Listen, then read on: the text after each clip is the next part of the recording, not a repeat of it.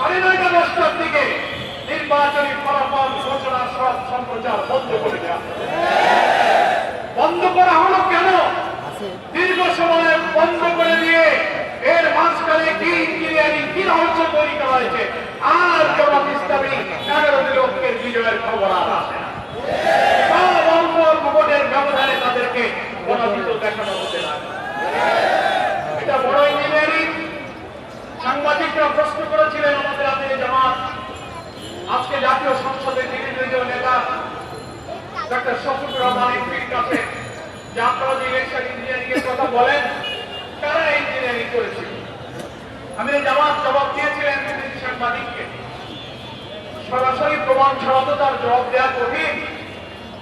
তবে অতীতে দেখা যায় যারা এই অপরাধ করে, যারা কারচুপি ইঞ্জিনিয়ারিং এ জড়িত থাকে, কোনো না কোনো ভাবে ওই যে আমি কলা খাইনি একটা গল্প আছে না, তাদের মুখ থেকেই একসময় বেরিয়ে যাবে।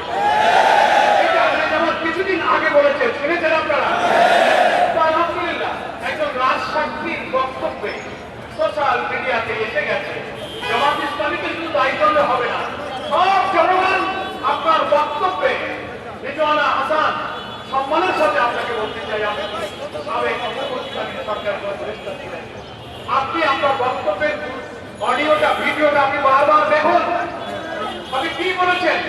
আপনি তার প্রতিবাদ এবং চারিদিকে যখন বিক্ষুব্ধ সমালোচনা অভিযোগ তদন্তের দাবি উঠল, আপনি সেটাকে ব্যাখ্যা দেওয়ার চেষ্টা করেছেন সোশ্যাল মিডিয়াতে যে না, আমি এটা কোনো রাজনৈতিক দলকে মিন করিনি, আমি উগ্রবাদ দেখেছি। আপনার কথাই আপনি আবার ধরা পড়ে যাচ্ছেন। আপনি আবার সাংবাদিকের প্রশ্নের জবাবে প্রশ্ন করা হচ্ছে নারী অধিকার, নারীর ক্ষমতায়, নারীর মর্যাদার প্রশ্নে যখন আপনি উত্তর দিচ্ছেন, সাংবাদিক বলছে তাদের একটা অংশ তো বিরোধী দলে আছে।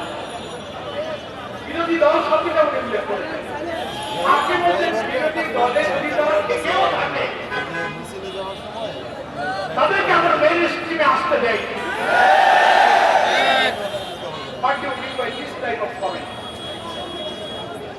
বিরোধী দল তো আর উগ্রবাদীদের মধ্যে নাই, কি বলে? কোন উগ্রবাদী চরমপন্থীরা পার্লামেন্টে নাই। যারা রাজনীতির দল হিসেবে নির্বাচনে অংশ নিতে সকলেই নির্বাচন কমিশনের নিবন্ধিত রাজনৈতিক দল। ইসলাম কোন উগ্রবাদ, কোন চরমপন্থাকে সমর্থন করে না। আপনি সাক্ষাৎকারে মিন করতে চেয়েছেন ইসলামী রাজনীতি যারা করে, নারীর ক্ষমতার মর্যাদার ব্যাপারে আপনি তাদেরকে দোষী করতে চেয়েছেন যে তারা যে অধিকার চায় না। আপনারা নারীবাদী হওয়ার দাবি করে যা বলেন তার চেয়ে হাজার লক্ষ গুণ নারীর মর্যাদা ইসলাম দিয়েছে। জামাত ইসলামী সহ ইসলামী দল নেতৃত্ব করেন।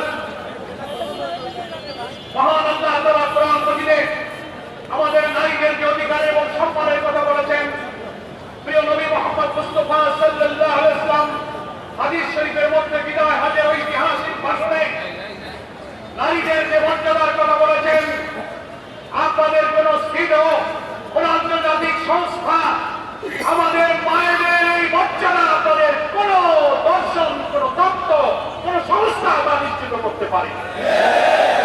ফলে আপনারা বারবার কোন প্রসঙ্গ আসলে নারীর অধিকারের প্রশ্নে আপনি ইসলাম পদ্ধতি পরীক্ষা পাওয়ার চেষ্টা করেন। আপনার এই ভুল প্রচেষ্টা, এই অপরিণামদর্শী প্রচেষ্টা থেকে আপনাকে আমরা বিরত থাকতে অনুরোধ করছি।